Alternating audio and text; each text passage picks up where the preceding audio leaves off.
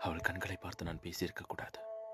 அவள் வெறும் பெண்தானே என்ற எண்ணம் அரை நொடி கூட நீடிக்கவில்லை. எந்த மிருகத்திடமும் இல்லாத ஒரு மிருக பலம் அவள் கண்களில் உள்ளது.